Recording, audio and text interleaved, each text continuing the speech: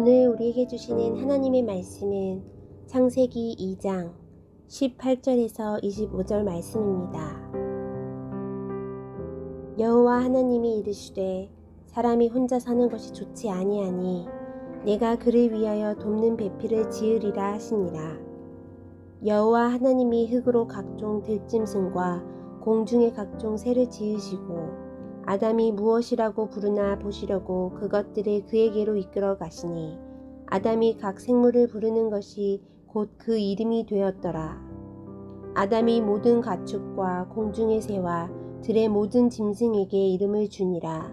아담이 돕는 배필이 없으므로 여호와 하나님이 아담을 깊이 잠들게 하시니 잠들매 그가 그 갈빗대 하나를 취하고 살로 대신 채우시고 여호와 하나님이 아담에게서 취하신 그 갈빗대로 여자를 만드시고 그를 아담에게로 이끌어 오시니 아담이 이르되 이는 내 뼈 중의 뼈요 살 중의 살이라. 이것을 남자에게서 취하였은즉 여자라 부르리라 하니라. 이러므로 남자가 부모를 떠나 그의 아내와 합하여 둘이 한 몸을 이룰지로다. 아담과 그의 아내 두 사람이 벌거벗었으나 부끄러워하지 아니하리라.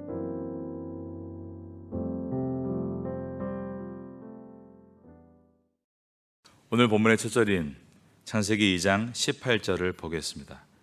여호와 하나님이 이르시되 사람이 혼자 사는 것이 좋지 아니하니 내가 그를 위하여 돕는 배필을 지으리라 하시니라.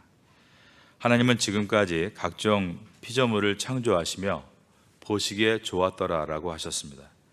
그런데 창세기 1장과 2장에서 오직 유일하게 돕는 배필이 창조되지 않은 시점에서 좋지 못하니라는 표현이 등장했습니다. 이것은 하나님이 혼자 사는 것이 좋지 않다는 것을 강조하고 계신 것입니다. 즉, 교제의 필요성에 대해서 말씀하고 있는 부분입니다. 18절에는 돕는 배필이라고 표현이 되어 있습니다. 그래서 여성은 오랜 기간 동안 남성의 그늘에 가려진 인격체로 간주되어 왔던 것이 사실입니다. 말씀을 아는 유대인들도 그리고 하나님의 말씀을 전혀 모르는 세상의 역사 속에서도 남성이 주격이 되고 여성이 소유격이 되어 왔었던 이유는 육체의 도동으로 움직여지는 사회 속에서 여성보다 상대적으로 힘이 센 남성이 주가 되고 여성은 보조 역할을 해야 했기 때문입니다. 이러한 세상의 문화적 배경으로 성경을 보면 마치 오늘 이 본문이 남성 우월주의를 뒷받침해주는 내용으로 받아들여질 수 있습니다. 과연 그런 것인가 하는 것입니다. 돕는 배필이라고 번역한 히브리어는 에제르, 케네그도입니다. 그의 돕는 자, 그의 상대자라는 뜻입니다. 이 돕는 자가 누구인가를 오늘 본문을 보면 잘 확인할 수 있습니다. 아래에 있는 20절을 보겠습니다. 하반절에 아담이 돕는 배필이 없으므로 라고 되어 있고 21절과 22절에는 여호와 하나님이 아담을 깊이 잠들게 하시니 잠들매 그가 갈빗대 하나를 취하고 살로 대신 채우고 여호와 하나님이 아담에게 취하신 그 갈빗대로 여자를 만드시고 그를 아담에게로 이끌어 오시니라고 했습니다. 하나님이 창조하신 첫사람 아담의 뼈를 취해서 돕는 배필을 만드신 것입니다. 그러므로 돕는 배필은 누구인가? 바로 첫사람 아담 그 자신입니다. 한 사람이 두 사람이 된 놀라운 사건입니다. 우리로 존재하시는 하나님의 이해를 돕는 열쇠이기도 합니다. 왜냐하면 인간을 보면 하나님을 볼 수 있는데 그 이유는 인간은 하나님을 닮은 존재로서 이 땅에 지음받았기 때문입니다. 그래서 인간은 하나님을 가장 잘 설명하는 교보제가 될 수 있습니다. 성도는 세상에서 예수 그리스도를 설명하는 존재들입니다. 우린 그것을 복음을 전한다라고 하는 것입니다. 인간에겐 이와 같이 하나님을 입증할 수 있는 DNA가 있습니다. 한 교회의 성도가 한 몸이 될 때 그 지역의 사람들에게 하나님이 누구신가를 보여줄 수 있습니다. 한 가족이 서로 사랑하고 하나가 될 때 주변의 이웃들에게 예수님 안에서의 삶이 얼마나 행복한 것인가를 보여줄 수 있습니다.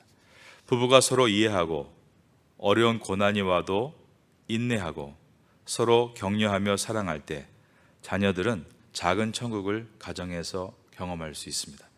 하나님은 우리로 존재하십니다.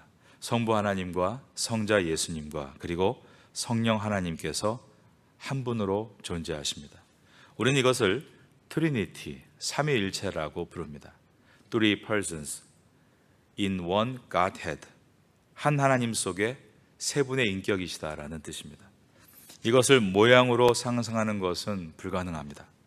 자칫 머리가 셋 달리고 한 몸으로 되어 있는 고질라 같은 모양을 연상할 수 있기 때문입니다. 이것은 관계로만 설명이 가능합니다. 가장 일반적인 설명은 정삼각형의 설명입니다. 밑변의 길이가 같고 내각이 같은 정삼각형은 아무리 돌려도 서로 위아래가 없는 평등한 존재입니다. 그와 마찬가지로 성부 하나님과 성자 예수님과 성령님은, 성부 하나님은 창조주이고 성자 예수님은 제일 피조물이며 성령님은 인격이 아니라 단순한 힘과 능력이라는 비인격적인 존재라고 주장했던 유니테리언이즘이 아니라 각각 한 분의 다른 인격체를 가지고 계시고 서로 존중하시며 한 뜻을 이루어 나가시는 분이 우리가 믿고 있는 삼위일체의 하나님이신 것입니다. 그러므로 이 믿음은 우리 교회가 이루어 나갈 바를 보여줍니다. 그리고 우리 가정이 추구해야 될 길을 제시하고 있습니다. 그것은 다양성이며 획일화가 아니고 상호 존중이며 독단적 결정이 아니라는 것입니다. 신앙은 성숙하지 못할 때는 나 혼자를 외칩니다. 하지만 성숙할수록 우리를 외치게 됩니다. 교회 목회도 그런 것 같습니다. 저도 예전에는 나 혼자 똑똑하면 된다, 나 혼자 실력이 있으면 된다, 그랬던 적도 분명 있었습니다. 그러나 시간이 지날수록 그것은 아니라는 것을 깨닫게 됩니다. 내 교회만 잘 되면 되는 것이 아니라 지역의 모든 교회가 함께 잘 되어야 하고, 내 성도님들만 잘 되는 것이 아니라 지역의 모든 크리스찬들이 다 잘 되어야 하는 것임을 깨닫게 되는 것입니다. 신앙이 깊어질수록 우리를 깨달아 알게 되는 것은 하나님이 우리로 존재하시고 또 이 땅에서 사람이 혼자 사는 것이 좋지 못하니라고 그것을 강조하시며 우리가 함께 소통하는 것을 원하셨기 때문입니다. 여러분의 삶 가운데 늘 우리에 대해서 관심을 갖고 우리에 대한 성공이 있는 삶이 되시기를 예수님의 이름으로 축원합니다. 23절을 보겠습니다. 아담이 이르시되 이는 내 뼈 중에 뼈요 살 중에 살이라. 이것을 아담에게서 취하였은즉 여자라 부르리라 하니라. 당신은 내 뼈 중에 뼈요 살 중에 살입니다 라는 고백은 당신은 또 다른 나입니다 라는 고백입니다. 그러므로 부부의 관계는 자신이 소중하듯 상대방도 똑같이 소중함을 아는 관계가 진정한 부부 관계입니다. 24절입니다. 그러므로 남자가 부모를 떠나 그의 아내와 합하여 둘이 한 몸을 이룰지로다. 창세기는 가정의 모형의 표본을 보여주고 있습니다. 첫째가 부모를 떠나는 것이고, 둘째가 하나님께서 섭리로 맺어주신 반려자와 하나가 되는 것입니다.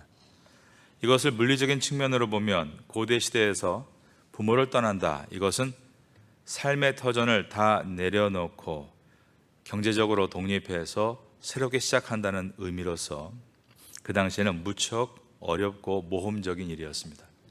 아브라함의 경우를 보면 그렇습니다. 본토 친척 아비집에 있는 갈대아 우르를 떠나는 것은 아브라함에게 매우 어려웠던 위협스러운 일이었던 것입니다. 그러므로 부모로부터 떠난다는 의미는 재정적인 독립의 뜻이 들어 있습니다. 그리고 부모로부터 떠난다는 의미에는 관계적인 측면이 들어 있습니다. 결혼하기 전까지는 하나님을 제외한 모든 관계의 우선이 부모님과 나였지만 이제부터는 부모님과의 관계보다 더 우선시 돼야 되는 관계가 아내와 남편의 관계라는 뜻입니다. 부모를 떠나 남편과 아내가 한 몸을 이룰지라. 여기에는 이 같은 관계적인 측면이 있는 것입니다. 가족 모두가 이 두 가지를 잘 이해하고 따라간다면 모든 가족은 고부간의 갈등이나 남편이 아내를 신뢰하지 못하고 또 아내가 남편을 믿지 못하는 그런 일들은 없게 될 것입니다. 여러분의 가정이 하나님 말씀의 원리를 따라 축복된 가정이 될 수 있기를 예수님의 이름으로 축원합니다. 25절입니다. 아담과 그의 아내 두 사람이 벌거벗었으나 부끄러워하지 아니하니라. 사실 부부관계는 벗은 몸에 대해서 별 부끄러움이 없는 관계입니다. 부모님 앞에서도 옷을 다 벗고 있는 것은 부끄러울 수 있습니다. 아버지 앞에서 아들이 벗는 건 문제가 안 되지만 또 어머니가 계신데 아들이 집에서 들어오자마자 홀라당 벗고 앉아 있으면 그것도 민망한 일입니다. 그러나 부부관계는 그렇지가 않습니다. 그런데 여기서 서로가 벗은 몸을 보고 부끄러워하지 아니했다. 이것은 그냥 일반적인 옷을 벗고 말고의 부끄러움이 아니라 이 내용은 이제 앞으로 창세기 3장에서 인간이 마귀의 유혹에 빠져 죄를 짓고 난 후에 눈이 밝아지고 나서 서로의 벗은 몸이 부끄러워 잎으로 몸을 가렸다와 연동이 됩니다. 이것은 죄가 들어오고 난 후에 나타나는 부끄러움을 말하고 있습니다. 죄를 처음에 볼 때는 보암직도 하고 지혜롭게 할 만큼 탐스럽게 느껴져서 손을 대지만 죄를 짓고 나면 부끄러워지게 됩니다. 여러분은 주 안에서 시간이 지날수록 건전하고 건강한 거룩을 이루어 가심으로 부부간에 부끄러움이 없고 부모 자녀 간에 숨길 것이 없는 그러한 행복한 가정이 되시기를 예수님의 이름으로 축원합니다. 우리는 하나님의 은혜와 축복 가운데 부부가 된 가정입니다. 이 부부는 하나님의 섭리입니다. 하나님이 허락하시지 않았다면 내가 내 반려자를 만날 수 없었다. 이 믿음을 가지고 오늘도 살아가시기를 바랍니다. 그리고 진정한 부부의 관계는 서로 죄악으로 자신을 가리고 숨기고 어두운 그늘을 만드는 것이 아니라 서로가 당신은 내 뼈입니다 라고 말할 정도로 당신이 곧 나입니다. 서로 모든 것을 나누고 섬기며 그리고 서로에게 거짓이 없는 모습이 가장 아름다운 관계인 것을 기억하고 오늘도 이러한 아름다운 가정이 우리 안에 있게 되기를 마지막으로 예수님의 이름으로 축원합니다.